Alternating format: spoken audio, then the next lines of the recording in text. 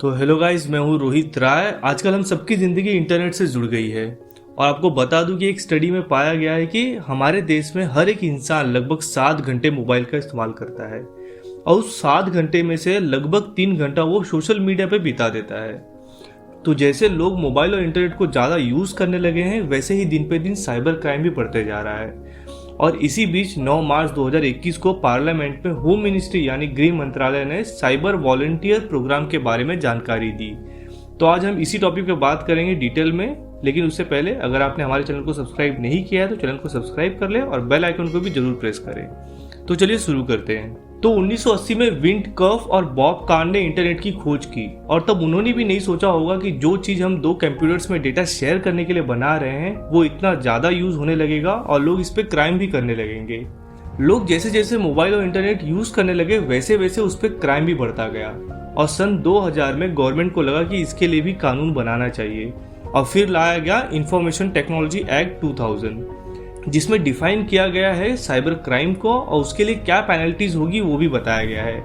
इसके बाद पुलिस ने साइबर क्राइम पे एक्शन लेना स्टार्ट तो कर दिया था, लेकिन लोगों को बहुत प्रॉब्लम हो रही थी साइबर क्राइम को रिपोर्ट करने के लिए।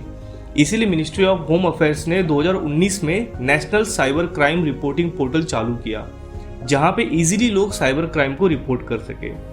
अच्छा, जिन्हें नहीं मालूम है उन्हें बता दूं कि अगर आपको भी किसी ने ऑनलाइन चूना लगाया है तो आप भी cybercrime.gov.in पे जाके कंप्लेंट फाइल कर सकते हैं। और जब से ये पोर्टल स्टार्ट हुआ है तब से यहाँ 3 लाख से भी ज़्यादा कंप्लेंट फाइल हो चुके हैं। तो ये तो बात हो गई साइबर क्राइम के बारे में। अब बात करते हैं साइबर क्राइम वॉलंटियर के बारे में। तो होम मिनिस्टर ने पार्लियामेंट में बताया कि साइबर क्राइम वॉलंटियर वो लोग हैं जो खुद की मर्जी से राज्य सरकार की मदद करना चाहते हैं और उसके बदले में उन्हें कोई पैसे या रिवॉर्ड नहीं दिए जाएंगे राज्य सरकार की तरफ से। और वो वॉलंटियर इंटरनेट पे अवेलेबल अनलॉफुल कंटेंट के बारे में रिपोर्ट करेंगे राज्य सरकार को। तो अगर आप भी साइबर क्राइम वॉलंटियर बनना चाहते हैं तो cybercrime.gov.in पे जाके अपने आप को आप रजिस्टर करा सकते हैं। वहाँ आपको अपनी बेसिक डिटेल्स फिल करनी होगी और अपने डॉक्यूमेंट्स अपलोड करने होंगे। उसके बाद आप रजिस्टर हो जाएंगे as a cyber crime volunteer.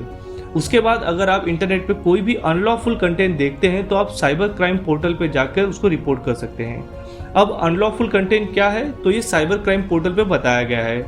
जैसे देश की अखंडता के खिलाफ कोई कुछ पोस्ट कर रहा है या डिफेंस के खिलाफ कोई पोस्ट हो रहा हो या जाति धर्म के खिलाफ कोई पोस्ट या चाइल्ड सेक्स अब्यूज मटेरियल अगर किसी ने पोस्ट किया है इंटरनेट पे तो साइबर क्राइम वॉलंटियर इसके बारे में रिपोर्ट करेंगे और राज्य सरकार उस पर कार्रवाई करेगी।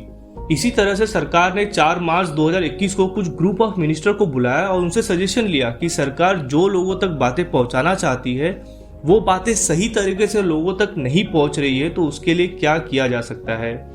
जिसमें बहुत से सजेशन आए, जैसे सरकार के पक्ष में बात करने वाले 50 इन्फ्लुएंसर और सरकार के विरोध में बात करने वाले 50 इन्फ्लुएंसर के बारे में सरकार पता लगाएगी और जो पक्ष में बात कर रहे हैं उन्हें सरकार सपोर्ट करेगी और जो विरोध में बात कर रहे हैं या बिना फैक्ट पे बात कर रहे हैं उनके खिलाफ कार्रवाई की जाएगी। और आपको बता दूं कि इस सजेशन को ग्रुप ऑफ मिनिस्टर ने एक्सेप्ट भी कर लिया है।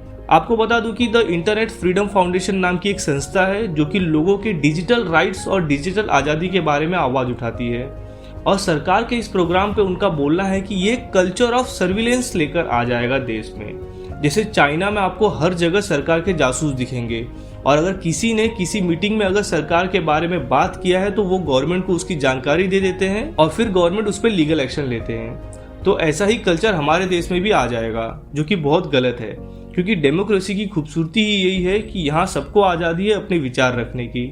तो आई होप गाइस आपको ये वीडियो अच्छा लगा होगा। तो अभी के लिए बस इतना ही, आपसे लेता हूँ विदा। धन्यवाद।